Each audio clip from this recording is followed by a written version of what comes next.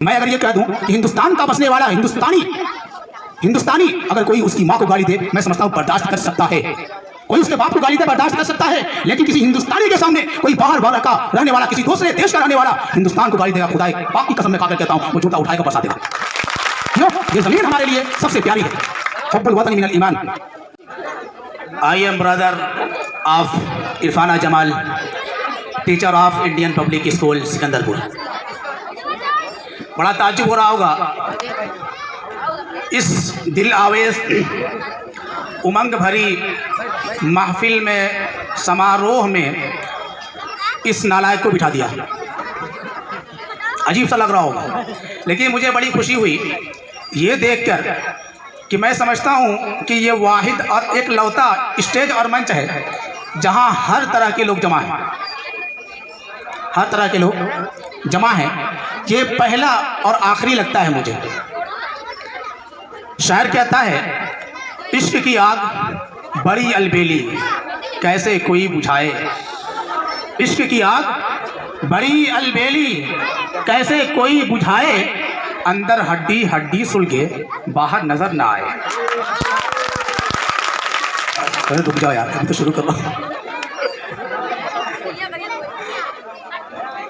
बहती है अमन की गंगा बहने दो, बहती है अमन की गंगा बहने दो, रहने दो हिंदुस्तान में दंगा रहने दो, लाल हरे रंग में न बांटो हमें, लाल हरे रंग में न बांटो हमें, हमारे छत पे तिरंगा रहने दो। आज जैसा कि इंग्लिश वर्ड में कह रहे हैं रिपब्लिक डे, और उसके बाद गणतंत्र दिवस, और उसके बाद कहते हैं उर्दू में यौम जमहूरिया। आज है 26 जनवरी, जिस दिन हम मुल्क के चप्पे चप्पे, गोशे गोशे, गली गली, नगर नगर, गांव गांव, शहर शहर झंडा फहराते हैं और खुशी का इजहार करते हैं, खुशी मनाते हैं। एक बात बड़ी पॉइंट की बोल दूं, हमारे हिंदुस्तान की जो तारीख और इतिहास है उसमें दो तारीख, दो डेट ऐसे हैं जिनको हम कभी भूल नहीं सकते। एक है 15 अगस्त 1947, दूसरा है 26 जनवरी 1950। इन दो तारीखों को हम कभी भूल नहीं सकते, फरामोश नहीं कर सकते। फर्क है, इन दोनों तारीखों में फर्क है। 15 अगस्त को हम झंडा फहराते हैं, हमारा झंडा नीचे से ऊपर जाता है। 15 अगस्त को हम झंडा फहराते हैं, हमारा झंडा नीचे से ऊपर जाता है। वजह इसकी यह है कि उस दिन हमारा मुल्क आज़ाद हुआ था और अंग्रेज़ों का झंडा नीचे गिरा, हमारा झंडा ऊपर गया। 26 जनवरी को झंडा हम फहराते हैं, लेकिन हमारा झंडा पहले से ऊपर होता है। क्यों? इसलिए कि अब हमारा झंडा ऊपर ही है। बात नहीं समझे? 15 अगस्त को नीचे से ऊपर जाता है, 26 जनवरी को ऊपर ही रहता है। दूसरा फर्क यह है कि 15 अगस्त को हमारे देश का प्रधानमंत्री लाल किले पर झंडा फहराता है और 26 जनवरी को सदर जमहूरिया फैलाता है इंडिया गेट पर। नहीं बात हो जाएगी? 26 जनवरी को आज द्रौपदी मुर्मू ने इंडिया गेट पर झंडा फहराया होगा। क्यों? वो हमारे मुल्क की सदर जमहूरिया है। ठीक। 15 अगस्त 1947 को हमारा मुल्क आज़ाद हुआ। यह आज़ाद हुआ जुमला, लाइन हमें यह बतलाता है कि इससे पहले कैद थे। आज़ादी उसी को मिलती है जो कैद होता है। पता चला कि हमारा मुल्क कैद था। किसके पास था? जिस्म के गोरे मन के काले लोगों के पास था। किनके पास? जिस्म के गोरे मन के काले लोगों के पास। हमारी ये सोने की चिड़िया पिंजड़े में कैद थी। हमने 15 अगस्त 1947 को इस चिड़िया को, अपने सोने की चिड़िया को अंग्रेजों के पिंजड़े से निकाला और आजाद कर दिया। लेकिन इससे पहले एक प्रोग्राम मुझे बड़ा अच्छा लगा, वो जो किल ठोक कर आकार बना रहे थे बच्चे कुछ, मुझे वो प्रोग्राम बहुत अच्छा लगा। एक मैसेज है उसमें, सन 1920 ईस्वी सन 1920 ईस्वी की एक तस्वीर थी उस प्रोग्राम के अंदर। क्यों? सन 1920 ईस्वी को महात्मा गांधी आजाद, मौलाना अबुल कलाम आजाद, ये दोनों एक साथ हुए, दोनों एक साथ हुए। इस तारीख से पहले पीछे आइए, इसको यही रोक देते हैं। 1920 से पहले सन 1900 के अंदर अंग्रेजों ने एक पॉलिसी चली, एक चाल चली। वो क्या? देख लिया कि इस देश का हिंदू मुसलमान बराबरी और कंधे से कंधा मिलाकर आगे बढ़ रहा है। जब तक इनका कंधा अलग नहीं होगा, हम हिंदुस्तान पर अपना रोब, दबदबा और अपनी हुकूमत कायम नहीं कर सकते। इस कंधे को जुदा करना है, ये जुड़ा हुआ है, इसको अलग करो, तब तो हुकूमत कह सकते हो। क्या पॉलिसी क्या बनाई? पॉलिसी क्या बनाई? हिंदू मुसलमान फसाद करो, लोगों के दिलों के अंदर नफरत घोलो और राज करो। चुनांचे अंग्रेजों ने, यूपी का गवर्नर जो अंग्रेज था, उसने कहा कि आज से उत्तर प्रदेश के अंदर कोर्ट और कचहरियों में, अदालतों में जो एप्लीकेशन आएगा वो सिर्फ हिंदी जुबान में होना चाहिए, उर्दू में आया नहीं कबूल किया जाएगा। अब हमारे हिंदू भाइयों को लगा यार अंग्रेज तो हमारी बात कर रहा है, यार कह रहा हिंदी जुबान में होना चाहिए, उर्दू की हमारे पास कोई हैसियत नहीं है। उधर 1903 ईस्वी में बंगाल की सरजमीन पर अंग्रेज ने कहा यहाँ मुसलमान सबसे ज्यादा हैं, हम चाहते हैं कि मुसलमानों का एक अलग सूबा हो, मुसलमान सीएम हो। अब क्या हुआ? हमारे मुसलमान भाई के दिल में, दिलो दिमाग में हिंदू भाई के लिए नफरत, उधर हिंदू भाई के दिलो दिमाग में मुसलमान भाई के लिए नफरत चल रही। सन 1916 ईस्वी के अंदर ये जो फसाद है और ये जो नफरत पल रही थी, जवान हो गई, जवान हो गई। सन 1916 ईस्वी के अंदर अब ऐन मुमकिन था कि ये फसाद होता और अंग्रेज अपनी मसनद पर बैठकर, अपनी कुर्सी पर बैठकर यूं मुस्कुराता, हमने जो मिशन छेड़ा था, हमारा जो मकसद था, उसमें हम कामयाब हो गए, लड़ा रहे हैं। बहरहाल सन 1920 ईस्वी में गांधी आजाद कंधे से कंधा मिलाकर आगे बढ़े, पूरी हिंदुस्तानी कौम आगे बढ़ी। अब तो हम इस मुल्क को अंग्रेजों की गुलामी से छुड़ा कर रहेंगे। जलियांवाला बाग, ये हिस्ट्री बता रहा हूं मैं, हिस्ट्री थोड़ा सा अजीब लग रहा होगा, डांस चल रहा था, मनोरंजन चल रहा था, आपके दिमाग में बातें चल रही थी। अब ये नालायक बेटा हिस्ट्री बता रहा, तो हिस्ट्री बहुत लोग कम सुनते हैं। हमारी ये जो जनरेशन है, नई जनरेशन, आप फ्यूचर हो हिंदुस्तान की, आप इंडिया के फ्यूचर हो, आपको ये हिस्ट्री मालूम होनी चाहिए। नहीं मालूम होगी, गद्दार आप आज असली हिस्ट्री मिटाकर नई हिस्ट्री दिखेंगे और आप मानेंगे कि यही सही हिस्ट्री है। आपको हिस्ट्री याद होनी चाहिए। तो सन 1920 ईस्वी में गांधी आजाद साथ हैं, पूरी जनता साथ में है। सन 1931 ईस्वी में जंग हुई। सन 1946 ईस्वी में मुंबई के अंदर जंग हुई।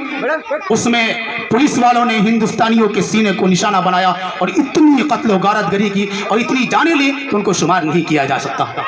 चुनांचे 14-15 अगस्त की रात ठीक 12 बजे इंडियन रेडियो के नाम से एक रेडियो था, इंडियन रेडियो, उस रेडियो पर ठीक 12 बजे किसी ने ऐलान किया, आज हमारा देश अंग्रेजों के चुंगल से आज़ाद हो चुका है।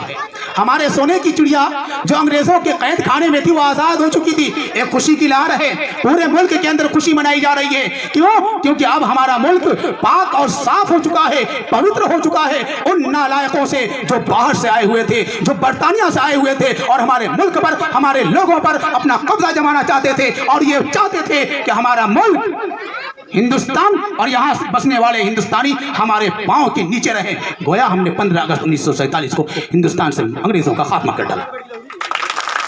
जी, इस मुल्क में सुभाष चंद्र बोस नाम सुना है? शेर खुदा इन्हें कहते हैं, गॉड के खुदा। ये गॉड के ये क्या शेर थे? ये जलाली लोग थे, मैदान में आए, पीठ कभी नहीं दिखाया, पीठ कभी नहीं दिखाया। वल्लभ भाई पटेल हो, सुभाष चंद्र बोस हो, ये लोग मैदान में हमेशा सीना लेकर आगे बढ़ते थे, पीठ कभी नहीं दिखाया उन लोगों ने। कराची का खालिक दीना हाल है हजरत, कराची का खालिक दीना हाल है। हुसैन अहमद मदनी को कोर्ट में पेश किया गया, कोर्ट में पेश किया गया। कहा, हुसैन अहमद मदनी, हमने सुना है तुमने अपने हिंदुस्तानियों से कहा है कि अंग्रेजों के खिलाफ जंग करना वाजिब हो चुका है, जंग करना जरूरी हो चुका है। कहा, किया क्या होता है, अभी करता हूं। अंग्रेज की फौज में भर्ती होना हराम है, हराम है, हराम है। क्या जानते हो इस बोल की सजा क्या है? फरमाया तू ही बता दे क्या सजा है। कहने लगा मेरे कलम में इतनी ताकत और कुव्वत है, अगर मैं लिख दूं तो तुझे फांसी हो जाए। फरमाया धमकी देता है हुसैन अहमद मदनी को, धमकी देता है कि हिंदुस्तानी को, सुन, अपनी गठरी खोली, सफेद कपड़ा निकाला, कफन निकाला, अंग्रेज के सामने यूं उछाला और कहा देख हुसैन अहमद मदनी देवबंद एक गांव है, वहां से चला था तो कफन का कपड़ा साथ लेकर आया। सुन सुन, एक बात और याद रखना, फांसी देना जरूर, लेकिन मेरे साथ मेरे वतन की मिट्टी, मेरे वतन की मिट्टी मेरे साथ मेरे कब्र में रख देना। क्यों? हम मरते हैं तो इसी जमीन में जाते हैं और इस जमीन से हम इतनी प्यार और मोहब्बत करते हैं कि तेरे सामने से अपना सर तो नहीं झुका सकते, फांसी दे देते। ये शेर थे, ये क्या थे? एक लाहौरी नाम था, मुसलमान आदमी है, तख्त पे लेटाया, सर्दी के मौसम में बर्फ की चट्टानें दोनों तरफ, सर्दी का मौसम, नंगा बदन, बर्फ की चट्टान है, बर्फ की चट्टान। क्या हुआ? ठंडक की वजह से जिस्म अकड़ गया पूरा टाइट, ऐसे टाइट है। किसी ने कहा हजरत हजरत जिंदा हो कि मर गए? सांस लिया, अंग्रेज थोड़ा सा उठाकर नीचे रखा और कहा लाहौरी अब भी हमारे खिलाफ बगावत करोगे? अब भी हमारे खिलाफ धरना प्रदर्शन करोगे? फरमाया मुस्कुराकर अबे तू क्या समझता है, बर्फ की चट्टानों के बीच में रख के मुझे तू धमकी दे रहा है? 2 नहीं 4 रख, तब भी ये लाहौरी तेरे खिलाफ धरना प्रदर्शन करेगा, तेरे खिलाफ बगावत भरी तकरीर और स्पीच करेगा। जी और सुनो, बोर तो नहीं हो रहे ना? थोड़ा सा एटीट्यूड अंदर है, अभी निकाल नहीं रहा हूं। उसके बाद 3 साल के बाद सन 26 नवंबर 1949, तारीख सुनिएगा, 2 तारीख जानते हैं ना, 15 अगस्त 1947, 26 जनवरी 1950, लेकिन उससे पहले 2 महीना पहले 26 नवंबर 1949 तो ये बिल पास हुआ। कैसा बिल? जो अंबेडकर की सदारत में एक कानून बनाया गया था, लॉ बनाया गया था, आईन बनाया गया था। किसकी सदारत में? अंबेडकर की सदारत में एक कानून, एक लॉ बनाया गया था। बिल पास हुआ है पार्लियामेंट के अंदर 26 नवंबर 1949 को। अब 2 महीने के बाद 26 जनवरी 1950 को इस कानून को पास कर दिया गया, इस कानून को पास कर दिया गया। अब हमारे मुल्क के अंदर हर मजहब, हर धर्म के मानने वाले लोग अपने अपने तरीके से क्या है जी रहे हैं, खा रहे हैं, कोई उनको बोलने वाला नहीं है। आप प्यार और मोहब्बत का मैसेज दें, आप उल्फत का पैगाम इस हिंदुस्तानियों को सुनाएं। ये बच्चे हमारे फ्यूचर हैं, हमारे मुस्तकबिल हैं। आप इनके दिलो दिमाग के अंदर नफरत नहीं, प्यार और मोहब्बत घोल कर डाल दें। क्यों? ये हमारे हिंदुस्तान की मजबूती का एक सबब और जरिया बनेगा। जी, हम अगर मजबूत हैं, मेल जोल भाईचारा रखते हैं, याद रखें बाहर की दुश्मनी, बाहर की ताकतें हमारा कुछ भी नहीं बिगाड़ सकती, कुछ भी नहीं बिगाड़ सकती। मैं अगर ये कह दूं कि हिंदुस्तान का बसने वाला हिंदुस्तानी अगर कोई उसकी माँ को गाली दे, मैं समझता हूं बर्दाश्त कर सकता है। कोई उसके बाप को गाली दे, बर्दाश्त कर सकता है, लेकिन किसी हिंदुस्तानी के सामने कोई बाहर का रहने वाला, किसी दूसरे देश का रहने वाला हिंदुस्तान को गाली देगा, खुदा पाक की कसम में खाकर कहता हूं वो जूता उठाएगा, बरसा देगा। क्यों? ये जमीन हमारे लिए सबसे प्यारी है। हुब्बुल वतनी मिनल ईमान, हुब्बुल वतनी मिनल ईमान, अरबी बोल रहा हूँ। माना इसका ये है हिंदुस्तान से मोहब्बत करना ये ज़रूरी है, कुछ न कुछ अंदर की आवाज़ है ना। इसलिए आप हिस्ट्री याद करेंगे, इतिहास याद करेंगे, आप तारीख पढ़ेंगे, आप इसको अपने ज़हनो दिमाग के अंदर रखेंगे, बसाएंगे और बोलेंगे, करेंगे ऐसा। ये बड़े जो स्टूडेंट हैं 10-12 में पढ़ने वाले, इनको तो आप पढ़ाइए, मास्टर अब्दुल्ला साहब, अपने टीचर से कहिए कि इनको पढ़ाएं हिस्ट्री ना। एक कहावत सुना के हंसा दें, हंसा दें।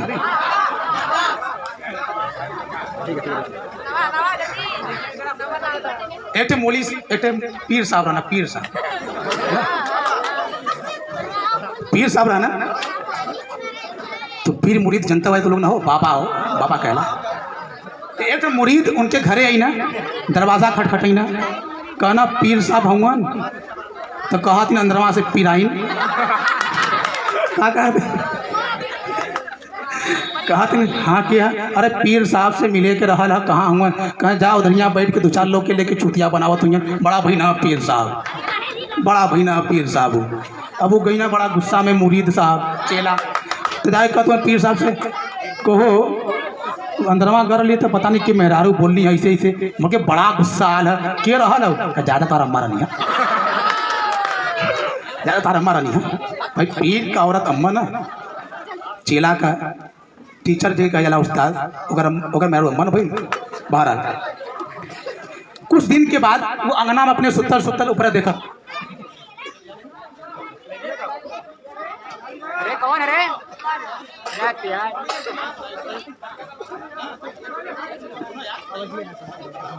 ना सुना था